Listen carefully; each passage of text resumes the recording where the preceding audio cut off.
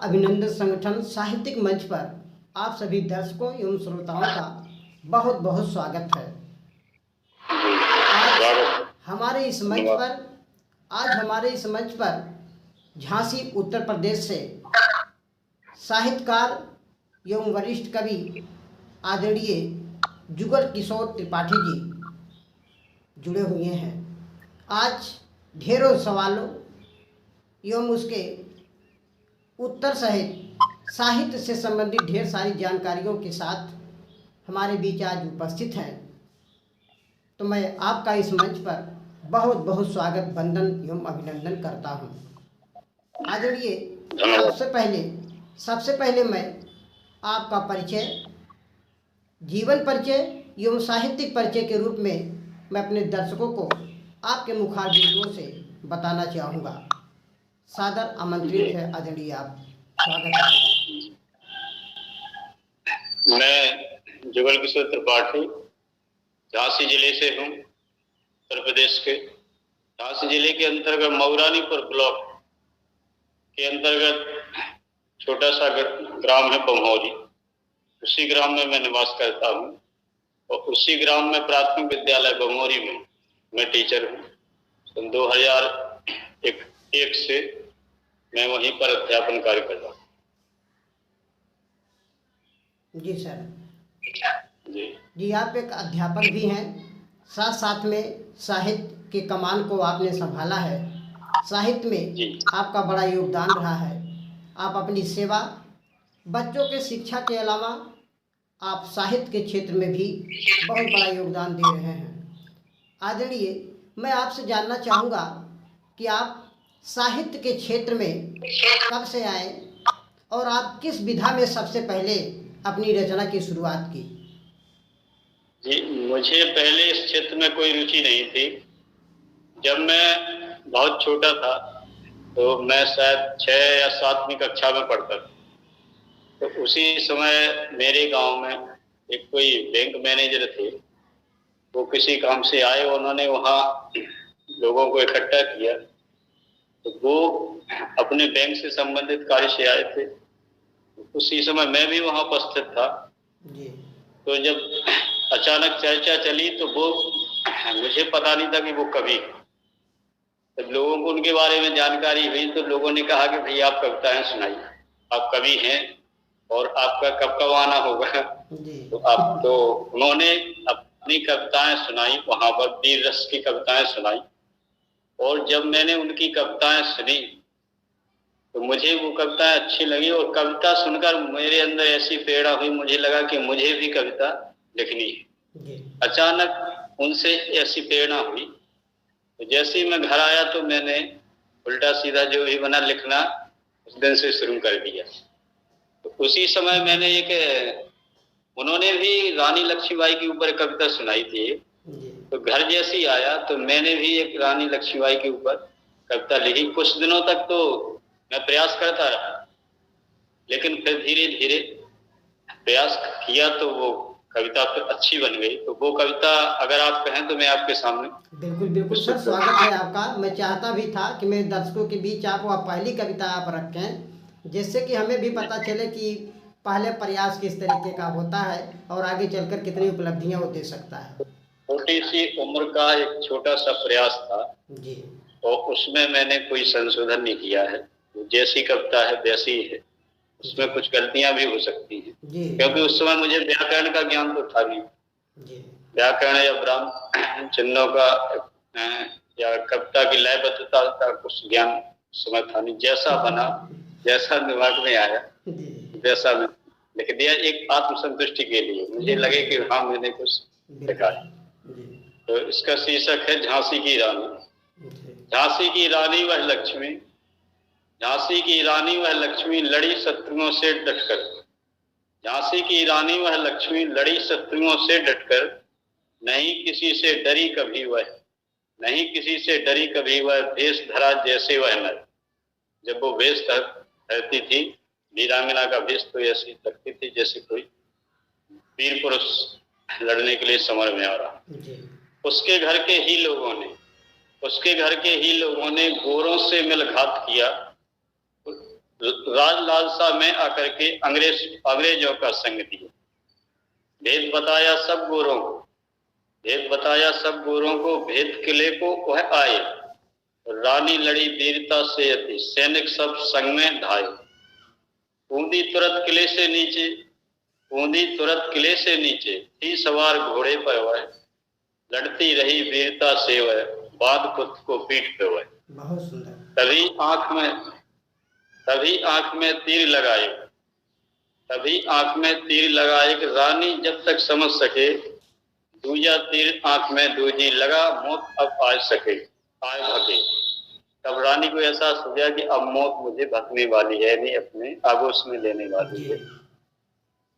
तभी आंख में तीर लगाए कि रानी जब तक समझ सके, दूजा तीर आंख में दूजी लगा, मौत अब आए भगे।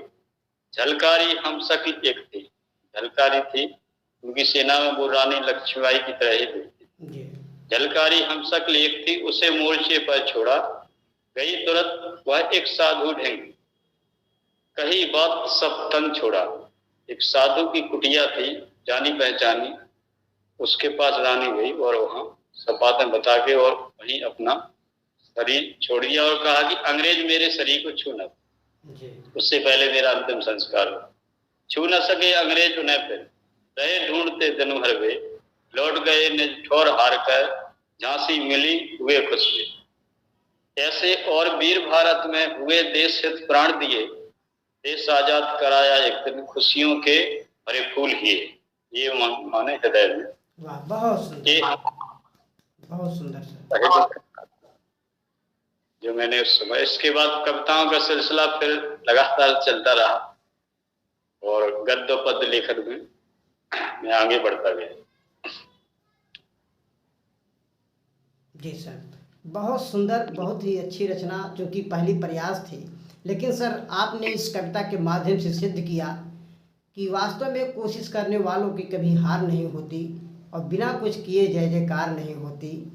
वास्तव में आपने सिद्ध किया सर, बहुत ही सुंदर रचना, क्योंकि पहली प्रयास थे, फिर भी अब इसमें आपका भविष्य झलकता है, क्योंकि झांसी की रानी जैसे वीरांगना पर आपने रचना रची, और वो भी मैं समझता हूँ कि अब जैसे भी रहा हो, मात्राएं कैसी हों, पदबंध कैसा है, वो अलग की बात है, किंतु जो आपने भाव देने का प्रयास किया है, बहुत ही सुंदर, बहुत ही अच्छा दिया सर। और इसी क्रम में जैसा कि आपने कविता सुनाया सर, आपके इस कविता के द्वारा ये झलकता है कि आपके मनोभाव की राष्ट्रीय चेतना, भक्ति भावना और सामाजिक चेतना भी आपके इस कविता के माध्यम से आपके स्वभाव में झलकता है। आपकी रचना बहुत ही अच्छी और बहुत ही प्रेरणात्मक रही सर। सर इसी क्रम में मैं आपसे जानना चाहूँगा, क्योंकि पहले प्रयास में आपने कविता लिखा, जबकि मैंने आपके बारे में जाना कि आप कहानियाँ भी लिख चुके हैं और आप अनुवादक भी रह चुके हैं। क्योंकि सर मैं आपके कहानी विधा के बारे में अपने दर्शकों के बीच कुछ जानना चाहूँगा कि हमारे दर्शकों को कुछ बताएं कि कहानी विधा क्या होती है, कहानी को लिखा कैसे जाए सर। कहानी जब मैं थोड़ा और बड़ा हुआ, सन 1991 की बात है, जिस समय मैं बीए में पढ़ता था जी, तो उसी समय मेरे घर पर मेरे बुआ की लड़की थी, तो उन्होंने कहा कि तुम कविताएं तो बहुत ज्यादा लिखते हो, कोई कहानी लिखो।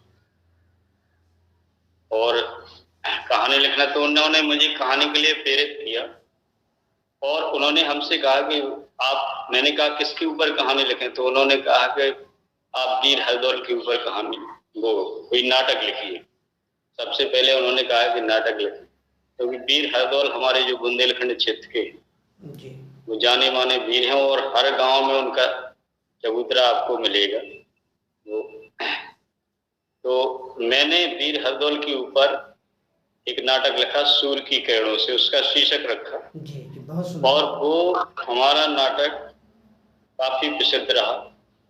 इसके बाद मैंने एक नया मेहमान और नाटक लिखा और इसके बाद मैंने गुदड़ी का लाल तीन पग पृथ्वी और कृष्णावतार की एकांकी लिखी। जी। और उसी समय मैंने एक प्रेम खंड काव्य और एक पुनर्मिलन खंड काव्य लिखा। जी। प्रेम खंड काव्य में 112 गीत हैं, 4-4 लाइन, सब प्रेम के ऊपर। और पुनर्मिलन खंड काव्य वो सती और शिव के पुनर्विवाह के ऊपर आता है। और इसके बाद कहानी गद्य पद्य का सिलसिला हमारा चलता रहा। तो कहानी, जैसा आपने पूछा कि कहानी विदा के बारे में, कहानी विदा के बारे में मेरा ये ख्याल है कि कहानी होनी चाहिए जनमानस की रुचि और जनमानस की समझ के अनुरूप कहानी होनी चाहिए। उसमें इतनी क्लिष्ट भाषा ना हो कि जनमानस उसे समझ न सके। और हमारे चारों तरफ समाज में इतनी असमानताएं व्याप्त हैं, इतनी कुरीतियां हैं, इतने अंधविश्वास हैं, इतनी सामाजिक बुराइयां हैं कि हम अगर चाहे जिंदगी भर लिखते रहे उनके ऊपर तो लिख नहीं सकते। हमारे पास बहुत कुछ लिखने को शेष है। जितना भी मुझे तो लगता है कि मैं ज्यों-ज्यों लिखता हूँ, जितना भी लिखता हूँ, लगता है जैसे मैंने कुछ लिखा ही नहीं, बहुत कुछ लिखने को शेष है। बिल्कुल बिल्कुल। और आखिरी समय में भी यही लगा रहेगा कि जो मैं लिखना चाहता था वो तो मैं लिख ही नहीं पाया। बिल्कुल। क्योंकि जो लिखता हूँ, लिखने की लालसा बढ़ जाती है, बहुत कुछ लिखा जाना शेष है। जैसे कोई व्यक्ति जैसे ज्ञान प्राप्त कर लेता है, और जब वो ज्ञान को पाता है तो ज्ञान के बारे में कह नहीं पाता। जो जो कहता है त्यों तो उसे लगता है कि जो मुख्य चीज है वो तो मैं कह ही नहीं पाया, उसे भाषा में नहीं बांध सकते। बिल्कुल बिल्कुल। उसे शब्द की पहुंच से बहुत बाहर। जैसे हमारा जो साहित्य है उसे कोई शब्दों में पूर्ण रूप से आज तक बांध नहीं पाया। बांधने की कोशिश की, लेकिन फिर भी लगा कि बहुत कुछ वो हाथ से छिटकता जा रहा है। पूर्ण रूप से आज तक कोई लिख नहीं पाया, न उसे पूर्णता दे पाए। तो गद्य विधा ऐसी होना चाहिए जो समाज में लोगों की रुचि, उनके मनोभाव, उनकी समझ के अनुरूप, तभी वो समाज में प्रसिद्ध होती है और लोगों का उसको पढ़ने में मन होता है। और ज्यादा कहानी इतनी लंबी ना हो कि लोग उसको पढ़कर बोर होने लगे। कहानी का एक लिमिट होना चाहिए कि इतनी लाइनों में, इतने अक्षरों में कहानी होना चाहिए। अगर ज्यादा लंबी कहानी है तो आप उसको 1, 2, 3 भागों में कर सकते। मैंने कई कहानी लिखी। इसके बाद फिर मैं जैसे इस स्कूल में आया 2001 में, तो 2001 के बाद 2005 तक मैंने यहाँ अध्यापन कार्य किया। 2005 में मैं शिक्षण मिशन संवाद से जुड़ा। शिक्षण मिशन संवाद एक ऐसी संस्था है जो बच्चों के लिए कार्य करती है, और उसमें कक्षा 1 से लेकर कक्षा 8 तक के बच्चों के लिए पूरे विषयों की विषयवार सामग्री रोज उसमें तैयार करके डाली जाती है। और उससे करीब 15-20 हजार शिक्षक जुड़े हैं 7 राज्यों के, और वो शिक्षक उस सामग्री को लेकर अपने स्कूलों में उसका उपयोग करते हैं और बच्चों को लाभ उनका मिलता है। तो मैं उस शिक्षण मिशन संवाद से जुड़ा। तो धीरे धीरे जब उन्होंने मेरी प्रतिभा देखी तो उन्होंने मुझे अपने जो उनका एक दैनिक सृजन ग्रुप था कहानी का, उससे उन्होंने मुझे जोड़ा। और काव्यांजलि दैनिक ग्रुप है कविताओं का, उससे मुझे जोड़ा। और एक गीतांजलि ग्रुप है, उससे जोड़ा।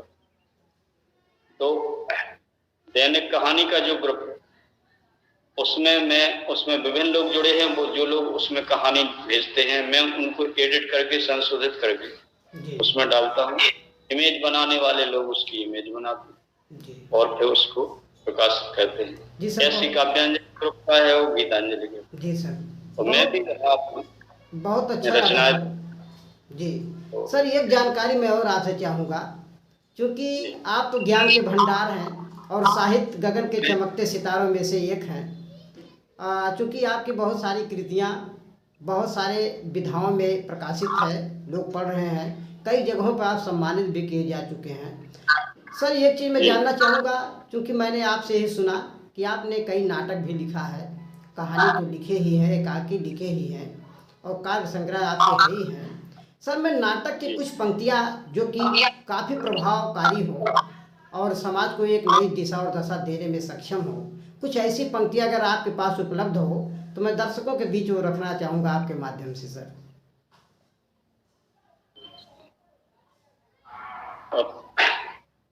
मैंने एक नया मेहमान नाटक लिखा था जी।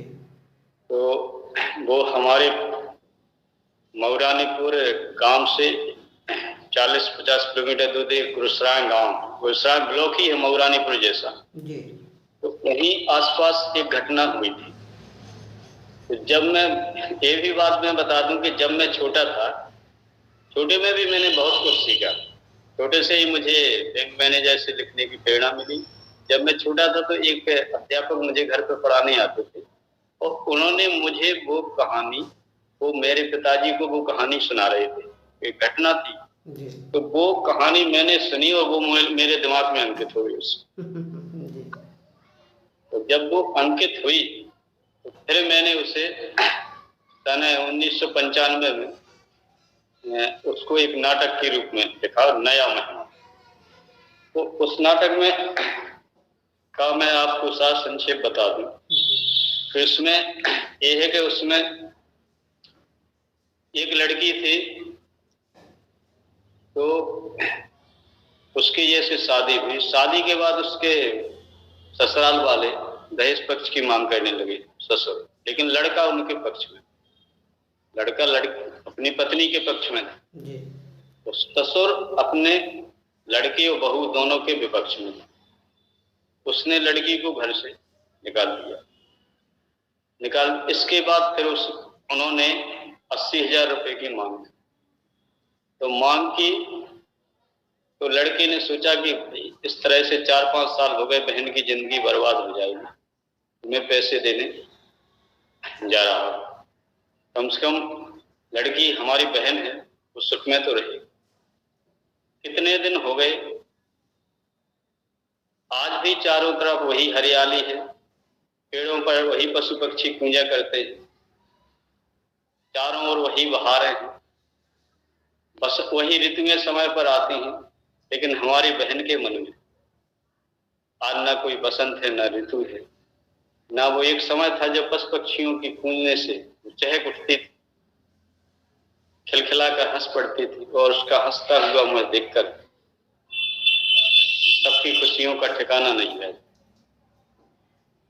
एक चेहरा था जो कमल के फूल की तरह खिलता था हमेशा, और आज उस चेहरा ऐसा मुरझा गया है, पता नहीं उसमें तुषार लग गया है, जैसे फसल को कोई तुषार लग जाता है तो कुमला जाती है, उसके उठने की कोई संभावना नहीं। ये वो सोचता है। ये मैंने उस नाटक की कुछ पंक्तियां आपको बताई। वास्तव घर से निकल आपकी कहानी वास्तव में बड़ी ही मार्मिक और दुखांत से शुरू होकर के सुखांत की ओर चलती है। दुख से शुरू हुआ और सुख की ओर अंत में जाकर के कहानी की खात्मा, सच्ची घटना पर आधारित, सच्ची घटना पर, और बहुत ही मार्मिक, बहुत ही सुंदर कहानी आपने दी सर। और जो आपकी शुरुआत की पंक्तियाँ थी जो कल्पनाओं से शुरू होती है और यथार्थ पे आकर के सर खत्म हो जाती है, बहुत ही सुंदर कहानी आपकी रही सर। वास्तव में अगर मैं आपको देखता हूँ और आपके कहानी या नाटक को सुन रहा हूँ तो मुझे मुंशी प्रेमचंद जी याद आते हैं। अगर आज के मुंशी प्रेमचंद कहूँ तो कम नहीं है सर आपके लिए, क्योंकि धरातल से उठ करके आपने अपनी रचनाओं में स्थान दिया है। धरातलीय सभी तत्वों को, धरातलीय सभी भूमिकाओं को आप अपने साहित्य की भूमिका बनाते हैं, बहुत ही सुंदर, बहुत ही अच्छी तरीके से। और इसी क्रम में सर मैं आपकी, चूँकि आप कविता भी एक से बढ़कर लेख लिखते हैं, अच्छी अच्छी कविताएं भी आपकी रही हैं, तो सर मैं आपकी कुछ पंक्तियां सुनना चाहूँगा, कुछ रचना आपका सुनना चाहूँगा और दर्शकों के बीच भी रखना चाहूँगा। तो मैं चाहता हूँ कोई काव्य रचना आप बढ़िया से प्रस्तुत करें सर। अभी जैसे 23 तारीख को अभी चंद्रयान 3 भारत का चंद्रमा पर पहुंचा जी, तो उसको देखने के लिए काफी हलचल थी। मैं भी यहाँ 5 शाम को स्कूल में आया और सारे बच्चों को इकट्ठा करके उसका लाइव दर्शन कराया जी। तो उसी के ऊपर मैंने कुछ पंक्तियां लिखी थी 16 लाइन की। तो 23 अगस्त सन 23 का दिन ए निराला आया जब चंद्रयान 3 भारत ने सफल चांद पर पहुंचाया। बहुत सुंदर। तारों और ग्रहों के संग में जो रहता दिन रात दादा दादी से सुनते थे अब तक चांद की बात। तारों और ग्रहों के संग में जो रहता दिन रात दादा दादी से सुनते थे अब तक चांद की बात। चंदा मामा सबका मामा ये सबको अति प्यारा है। चंदा मामा सबका मामा ये सबको अति प्यारा है। आज देश का नाम विश्व में हुआ जाने जग सारा है, हुआ जाने जग सारा है। सचमुच दिवस अनोखा था ये, सचमुच दिवस अनोखा था ये, जिसकी सबको चाह थी। देख रहे थे बच्चे बूढ़े, यश को बढ़ाती राह थी, यश को बढ़ाती राह। ये उस चंद्रयान 3 के बारे में मैंने कविता लिखी थी। और जैसे अभी रक्षाबंधन आ रहा है, रक्षाबंधन के त्योहार पर कुछ मैंने पंक्तियां लिखी हैं। जी, स्वागत है सर। राखी का त्योहार अनोखा, राखी का त्योहार अनोखा आया मेरे भाई है। बहन भाई खुश इससे भारी देते लोग बधाई। जीवन का ये सबसे अनुपम, जीवन का ये सबसे अनुपम हर पावन त्योहार है। इसके जैसा कोई नहीं है, इसमें भरा सुख प्यार है, इसमें भरा सुख प्यार है। पावन सोच कर्म हो पावन, ये त्योहार हमें शिक्षा देता। भाई बहन के जैसा पवित्र पावन इसका कोई नहीं है। पावन सोच कर्म हो पावन, सबको देता संदेश है। जीवन मंत्र बताता सबको, इससे उन्नत देश है, इससे उन्नत देश है। ऊंच नीच छल कपट नहीं है इसमें, भाई बहन के रिश्ते में ऊंच नीच छल कपट नहीं, ऊंच नीच छल कपट नहीं है इसमें। ये सुपचार है गंगा सा ये बहकर निर्मल, विमल करे आचार है, विमल करे आचार है। देश हमारा भाई बहन सब हमारा देश है और हमारे देश में जो है वो सब हमारे भाई बहन, चाहे वो किसी भी वर्ग के हों, किसी भी जाति के, किसी भी धर्म समुदाय के हों, सब हमारे भाई बहन। देश हमारा, हमारा देश है तो इसमें जो रहते हैं वो सब हमारे भाई बहन। देश हमारा भाई बहन सब, सबके हित की बात करें, हिल मिल कर रहे सबके संग, हिल मिल रहे सबके संग बढ़ना, नहीं किसी से घात करें, नहीं किसी से घात। बहुत सुंदर जी सर। यही सबको रक्षाबंधन के पर्व पर संदेश है। बहुत बहुत बहुत बहुत मार्मिक तरीके से आपने प्रस्तुत किया सर। अभी रक्षाबंधन का पर्व सफल होगा। बिल्कुल बिल्कुल सर। और सर आपकी इसी सुंदर रचना पर याद आ गया मुझे भी 2 पंक्तियां।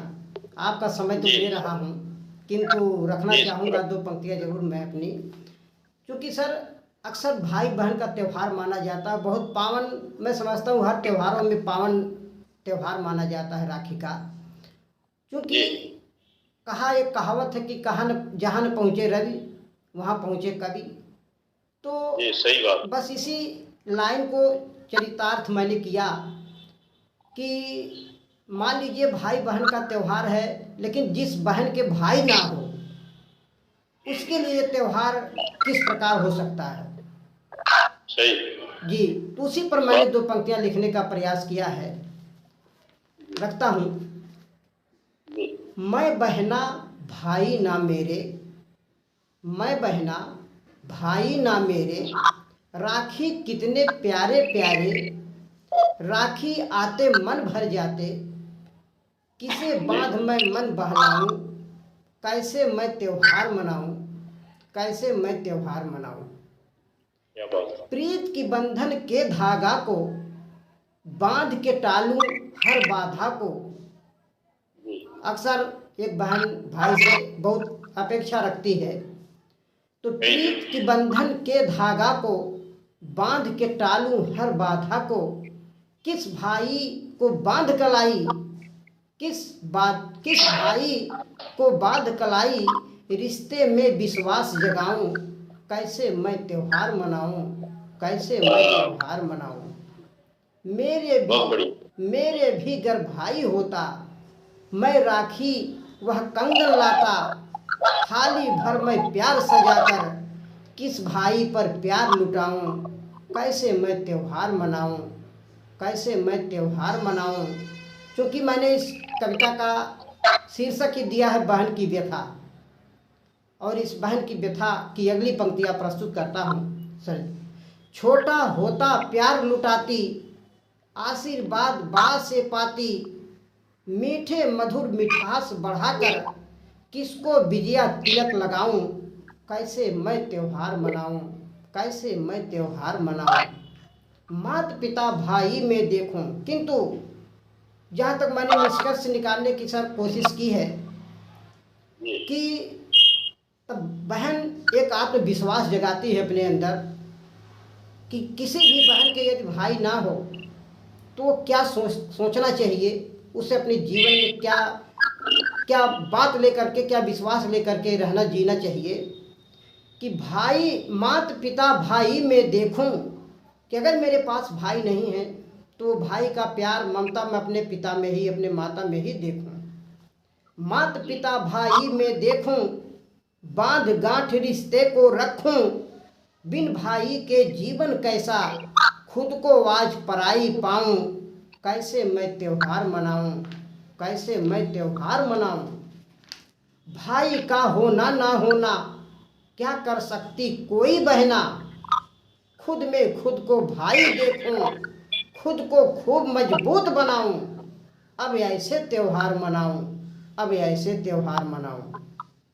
खुद भाई खुद बहना बनकर जीवन जी लूं आगे बढ़कर, माता पिता अपने में पाकर बेटी बेटा मैं बन जाऊं। अब ऐसे त्योहार मनाऊं, अब ऐसे त्योहार मनाऊं। और अंतिम पंक्तियां से रखता हूं कि करूं अपेक्षा रक्षा का क्यों, करूं अपेक्षा रक्षा का क्यों, अबला से सबला हो ना क्यों। इस अंतर को मैं झुठलाऊं, खुद ही रक्षा खूब कर पाऊं। अब ऐसे त्योहार मनाऊं, अब ऐसे त्योहार मनाऊं। जी सर, बहुत बहुत धन्यवाद। मैंने आपका बहुमूल्य समय लिया।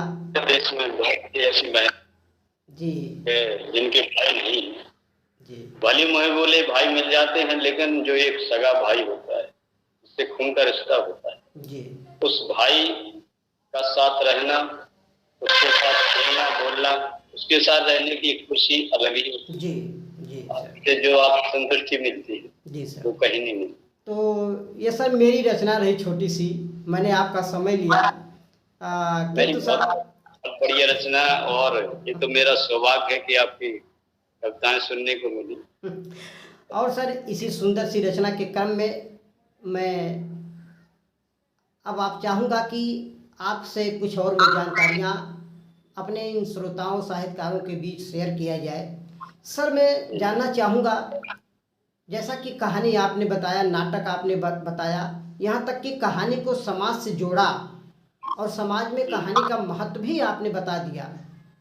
किंतु सर मैं आपसे जानना चाहूँगा कि आज के बदलते समाज में, आज के जैसे कि हास्य और व्यंग्य कविताएं चल रही हैं, जैसे कि हम मध्यकालीन या प्राचीन कालीन कविताएं पढ़ते थे जिसमें कि समाज की ढेर सारी बातें कही जाती थी, किंतु आज के बदलते समाज को देखते हुए या जो कविताएं लिखी जा रही हों, या तो फिर कविता का एक अलग परंपरा निकल चुका है कि जो कि हास्य और व्यंग्य के तरीके से चल रही है, किंतु समाज से मैं देखता हूँ समाज के जो मूल तत्व है, जो सामाजिक मेन भावनाएं हैं, मुख्य भावनाएं हैं, उससे हटके कविताएं हो रही हैं सर।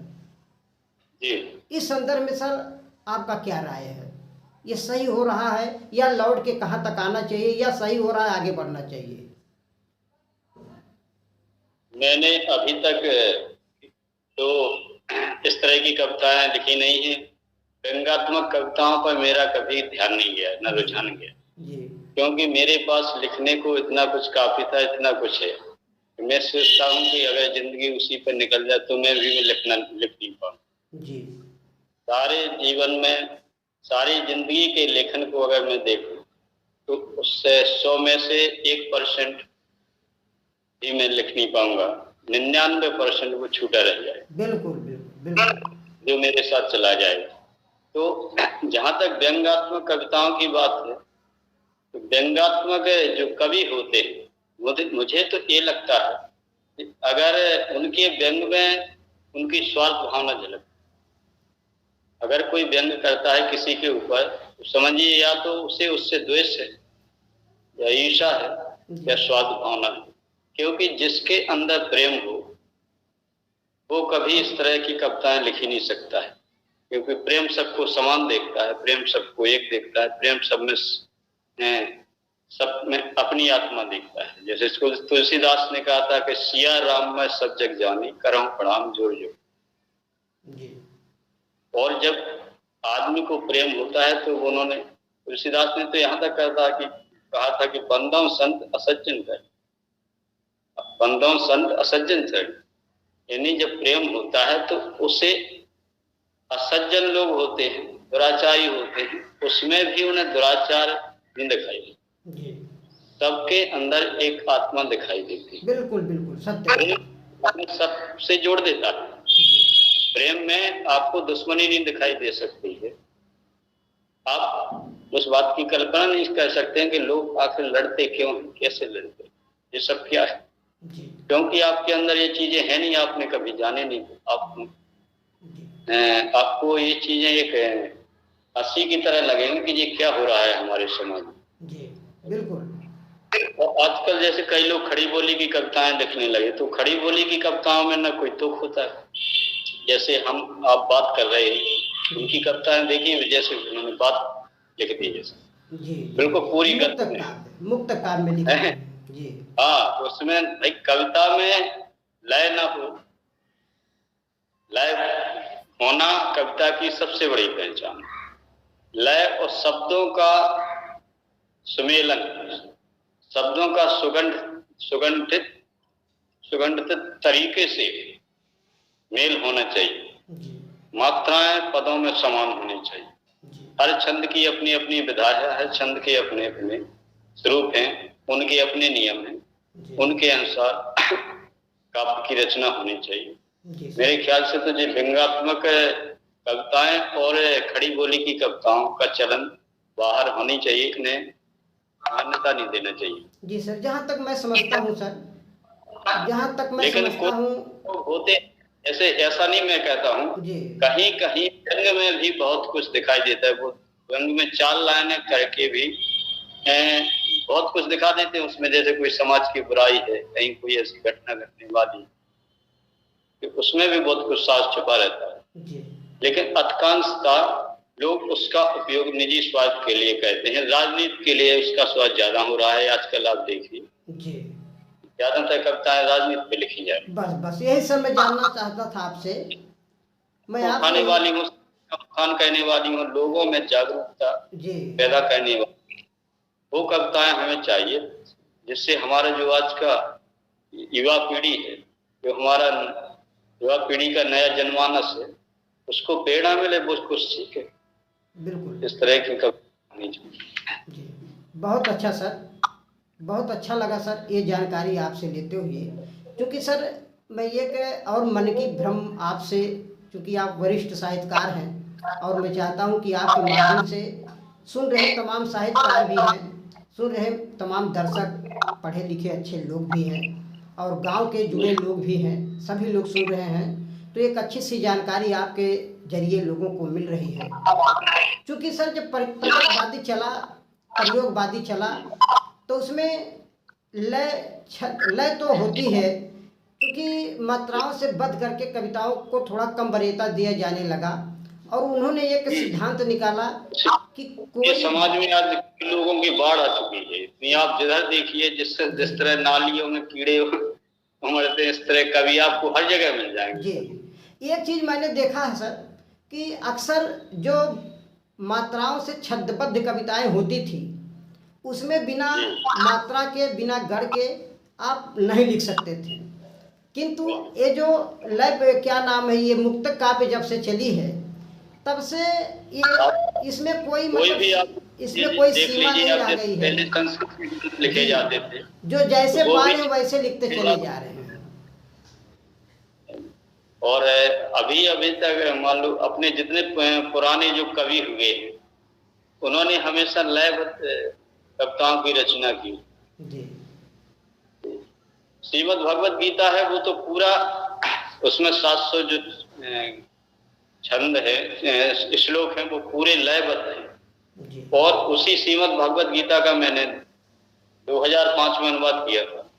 वो 2021 में वो पुस्तक हमारी प्रकाशित हुई थी, श्रीमद् भगवत गीता, और बहुत ही बढ़िया पुस्तक है। इसमें कर्मयोग, ज्ञान योग और भक्ति योग की चर्चा की गई है। यदि आज के समय में लोग इसको पढ़ें तो तुलसी के मानस की तरह, जैसे मानस से आदमी शिक्षा लेते हैं कि हमें भाई भाई के प्रति, माता पिता के प्रति, मित्र के प्रति, पत्नी के प्रति, आसपास के लोगों के प्रति, समाज के प्रति कैसा व्यवहार करना चाहिए, तो गीता हमें शारीरिक मानसिक रूप से सबल बनाती, समस्त विकारों से हमें दूर रखती और हमें शारीरिक मानसिक और आध्यात्मिक विकास की सीढ़ी पर पहुंचाती है। जब तक व्यक्ति में विकार रहेंगे तब तक वो आगे नहीं बढ़ पाए, क्योंकि विकार होते हैं स्वार्थवश और अहंकार वश। जैसे ही आदमी के विकार दूर हो जाते हैं तो उसमें स्वार्थ और अहंकार नहीं रहता है। विकार कब दूर होंगे? जब हमारे अंदर प्रेम हो। बिल्कुल।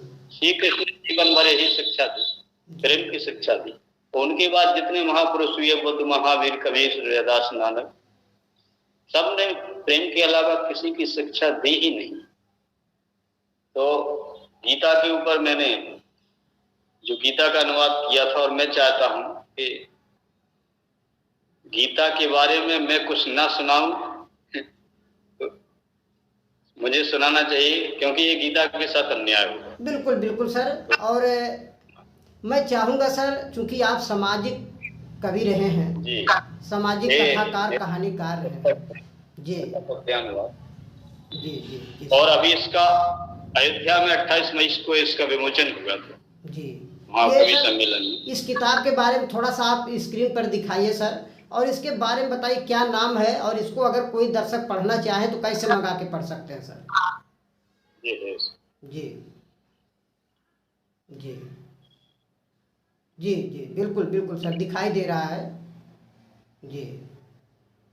इस पुस्तक का नाम है श्रीमद् भगवत गीता हिंदी पद्यानुवाद जी। तो इसमें जो गीता में जो शुरू में गीता महात्म्य दिया है, गीता महात्म्य में कुल 12 श्लोक हैं। तो मैं ज्यादा समय तो नहीं है, क्योंकि मेरी बैटरी भी लो हो रही है जी मोबाइल की, हो सकता है 5 ही मिनट चले, और तो मैं वो सुनाना चाहता हूँ आपको, और आप लोग सुने। इसके बाद के अध्याय का क्रम शुरू होता है 1 2 3 4 5। गीता महात्म्य में मधुर है ये गान, मधुर है ये गान गीता का करे जो सर्व था, लीन हो हरिभजन में कर ध्यान समझे जग प्रथा, जो मनुज सुचि प्रेममय कर पाठ गीता का सदा, रहित हो भय शोक पावे धाम विष्णु का मुदा मन। जो मनुज कर पाठ गीता नित्य प्राणायाम है, इस जन्म से पूर्व के सब नष्ट हों अगवाम। उस मनुष्य के इस जन्म के और पूर्व जन्म के सब पाप नष्ट हो जाते। वाम माने जो उसके विपरीत। जल में करे स्नान होता मनुज तन्मल नाश है, ज्ञान गीता में किया स्नान जगमल हरास है। जल में स्नान करने से मनुष्य के तन्मल का नाश होता है, लेकिन ज्ञान गीता में जो स्नान करता है उसके मन के जगमल, संसार से उसके ऊपर जो मल फेंका गया है, जो विकार फेंके गए, वो सबका ह्रास कर। स्वयं जो प्रकटी श्रीहर के मुख कमल से गान कर, अन्य शास्त्रों से प्रयोजन किया इसी को मानकर, अमृतोपम सार भारत का प्रकट श्री कृष्ण से, ज्ञान गीतांजलि पिए नर मुक्त हो भावबंध से। ज्ञान गीतांजलि पिए नर मुक्त हो भावबंध से। गौ उपनिषद, इसमें गौ है उपनिषद। कृष्ण दोग्धा, कृष्ण दुहने वाले, वत्स हैं अर्जुन यहाँ। गौ उपनिषद कृष्ण दोग्धा वत्स हैं अर्जुन यहाँ, गौ दुग्ध गीता अमृत करे नरपान है भोक्ता। जो दूध जो दुहता कृष्ण जी दुहते हैं, संसार को देते हैं, उसको पान करने वाला नर, तो हमें इसका पान करना चाहिए। देव की सुत कृष्ण कृत यह है, शास्त्र गीता श्रेष्ठ है, महेश्वर है देव पर सेवा मनुज कर्तव्य, इसके महेश्वर देवता है। नाम हरि का मंत्र जग में तरन तारन हार है, पहन निज और धारि कर चिंतन यही आधार है। चतुर्बार बने वे सदा हरि को सेवते, दुष्कर्म अकर भी परम गति प्राप्त कर और चिंतते। निज स्वाभाविक कर्म से पूजा करें मम मनुज निज, प्राप्त हो सिद्धि परम हो सभी निज अधिकार रत। और अंतिम श्लोक, गीता सुगीता योग धारण करे यह कर्तव्य नर, स्वयं हरि का रूप के नित करे सेवन मनुज हो, नित करे सेवन मनुज। इसके बाद सब अध्याय जी बहुत सुंदर सर, बहुत सुंदर। वास्तव में मैं चाहूँगा कि मेरे दर्शक जो आपको सुन रहे हैं, ये बहुत ही सुंदर, बहुत ही उपयोगी पुस्तक है। और इसे आप जी ये अमेज़न वगैरह या जैसे कि अन्य ऑनलाइन मंगाने वाली साइटों पर क्या ये प्राप्त हो सकती है सर? हाँ, ऑनलाइन पे ये उपलब्ध है, अमेज़न पर भी उपलब्ध है। बिल्कुल जी। और अगर किसी को चाहिए तो वो मुझसे डायरेक्ट संपर्क कर सकता है। मेरे पास इसकी प्रतियां रखी, मैंने यहाँ 100 प्रतियां मंगाई थी इसकी जी, तो उसमें से करीब 50-60 प्रतियां मेरे पास है जी। बहुत अच्छा। अगर किसी को बहुत 200 रुपये इसकी जी, 250 रुपये मूल्य है और उसका कंसेशन के 200 रुपये जी। बहुत अच्छा सर, बहुत ही सुंदर, बहुत ही अच्छा लगा सर आपसे मिल करके, आपसे जुड़ करके। और मेरे प्रिय दर्शक जो आपको सुन रहे हैं, आज आपने झांसी उत्तर प्रदेश से आदरणीय वरिष्ठ कवि एवं साहित्यकार एवं कथाकार, नाटककार, आज कहा जाए तो आज के मुंशी प्रेमचंद कहा लिया जाए तो कोई अतिशयोक्ति नहीं है। ऐसे साहित्यकार से आज हम रूबरू हो रहे थे और बहुत ही खुशी हुई आपसे मिल करके, जान करके आपको अच्छा लगा सर। और जी, और मैं आशा और विश्वास करता हूँ कि इसी तरीके से आप समाज की सेवा अपने साहित्य के माध्यम से करते रहेंगे और साहित्य से हमारा समाज धनी होता चला जाएगा। आज आपने अपने साहित्य के माध्यम से समाज को एक नई दिशा और दशा देने का प्रयास किया, इसके लिए बहुत बहुत धन्यवाद, बहुत बहुत आभार। और आज आपको बड़े प्रेम से हमारे साहित्य जहाँ न पहुँचे रवि वहाँ पहुँचे कवि। बिल्कुल बिल्कुल सत्य बात है। मेरा भी मानना है कि आत्मा कब की रहे स्वच्छंदमय, नवधारा चितजों तरंगों में। एक साहित्य ही आज एक ऐसा माध्यम है जो हमारी नई पीढ़ी को समस्त विषमताओं से, कुरीतियों से, विसंगतियों से, समाज में फैली बुराइयों से, समस्त विकारों से उबार कर एक सूत्र में बांध सकता है, प्रेम की तरह। बिल्कुल बिल्कुल सत्य बात, बहुत सुंदर परिभाषा दिया सर आपने साहित्य का। और अपना अपना कर्म करें। जी जी, बस सर इसी के साथ अब मैं अपने दर्शकों से विदा लेना चाहूँगा और आपका आभार व्यक्त करते हुए आपको भी धन्यवाद ज्ञापित करता हूँ। फिर मिलेंगे सर, तब तक के लिए नमस्कार।